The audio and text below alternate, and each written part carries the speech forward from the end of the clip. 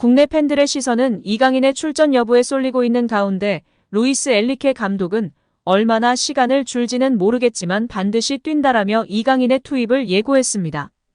이강인은 부상은 많이 회복됐다.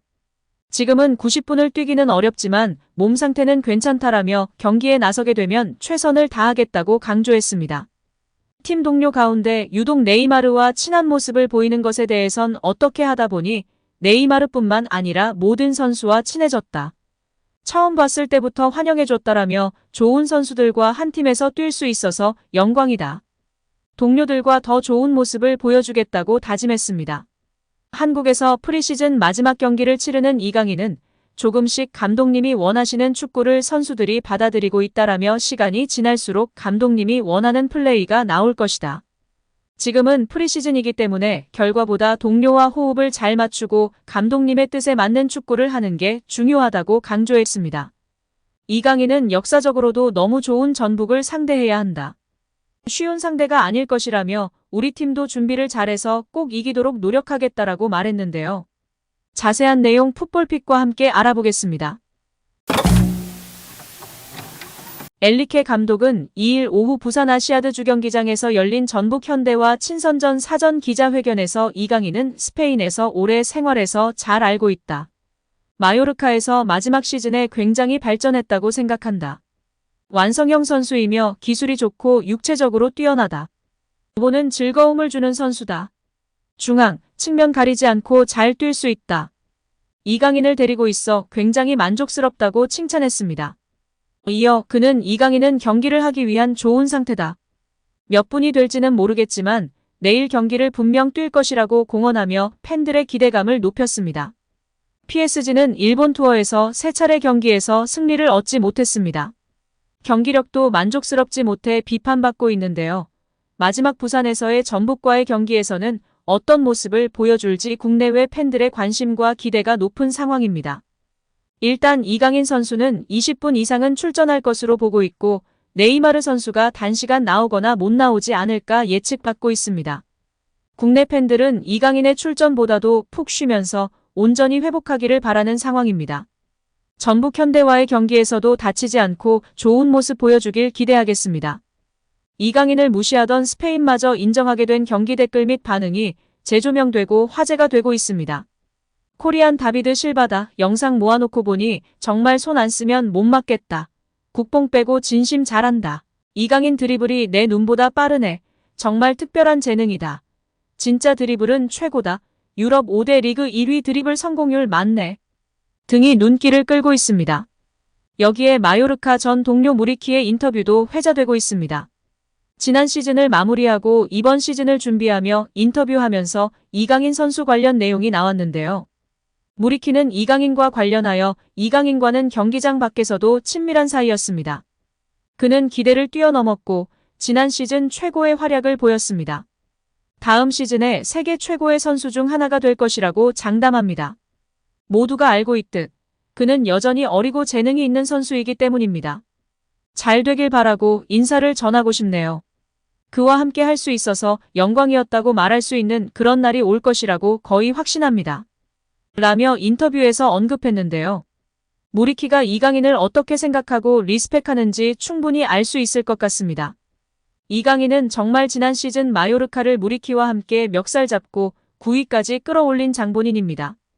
영상을 보니 정말 리스펙할 만한 것 같습니다. 파리 생제르맹의 선택이 10분 이해가 되는 것 같습니다. 한편 최근 파리 생제르맹과 인터밀란의 일본 투어 마지막 경기가 끝나고 팬들의 반응이 뜨겁습니다. 무척이나 답답하고 화가 난 경기였는데요. 이강인이 결장한 파리 생제르맹이 인터밀란에 역전패를 당하면서 무승으로 일본 투어를 마쳤습니다. PSG는 1일 일본 도쿄의 도쿄 국립경기장에서 열린 인터밀란과의 프리시즌 친선 경기에서 1대2로 졌습니다. 이로써 PSG는 일본에서 치른 프리시즌 3경기에서 1무 2패를 기록했습니다. 앞서 PSG는 알나스르와 0대0으로 비기고 세레소 오사카에 2대3으로 패하하였습니다. 프리시즌 경기라 결과가 중요하진 않으나 경기 내용 면에서 납득할 만한 경기력을 보여줬어야 했는데 그렇지 못한 모습에 전문가 및 팬들의 실망감이 높은 상황입니다. 가장 중요했던 인터밀란과의 경기에서는 어느 정도 경기력과 패턴 플레이 등을 보여줬어야 했는데 그렇지 못한 점이 아쉬운 부분으로 꼽히고 있습니다. 프랑스 매체 레퀴프는 파리 생제르맹의 일본 투어가 무승으로 끝났다. 가장 큰 문제점은 창의성 부재이다. 베라티, 음바페, 네이마르 등이 빠진 인터밀란 전에서는 간헐적으로 번뜩이는 모습을 보여줬지만 계속해서 백패스를 남발하며 볼 돌리기에만 치중하였고 결정적인 찬스를 만들지 못했다. 공격진에서 키패스 단 2회와 미드필더 3명이서는 키패스 단 1회만을 기록하였다. 점유율은 높았으나 유효 슈팅은 인터밀란과 비슷했다는 점이 이를 말해준다. 결국 빠른 역습과 유기적인 플레이로 인터밀란은 결과를 만들어내며 지난 시즌 챔피언스리그 준우승팀에 걸맞는 모습을 보여줬다. 파리 생제르맹은 이제 8월 13일 리그앙 개막을 앞두고 있으며 마지막 2강인의 한국 땅을 밟아 전북현대와의 경기를 남겨두고 있다. 고 전했습니다. 여기에 2강인을 향한 현지 팬들의 반응도 뜨겁습니다. 2강인은 파리에서 메시보다 더 나은 유산을 가지고 있다. 2강인은 미래의 발롱도르다. 2강인은 마스터클래스이다. 괴물이다. 2강인은 공간에서 보인 기술력이 대단하다. 2강인의 볼터치는 정말 흥미롭고 대단하다 등으로 호평 일색이었습니다. 드리블 성공 횟수는 메시와 비니시우스가 1, 2등이나 드리블 성공률은 67%로 2강인이 유럽 7대 리그 다 통틀어서 1위입니다. 22세의 한국 선수가 이러한 수치를 가지고 있다는 것이 무척이나 고무적인 일인데요. 공격수가 아닌 중앙 미드필더 혹은 측면 미드필더에서 이러한 수치를 기록했기 때문에 중원의 수적 우위에 도움을 줄 뿐 아니라 상대 수비진의 큰 혼란을 야기시키는 가장 큰 무기 중 하나인 셈이었습니다. 실제 마요르카의 공격 대부분이 2강인을 통해 일어났으며 센세이션을 일으킨 것입니다.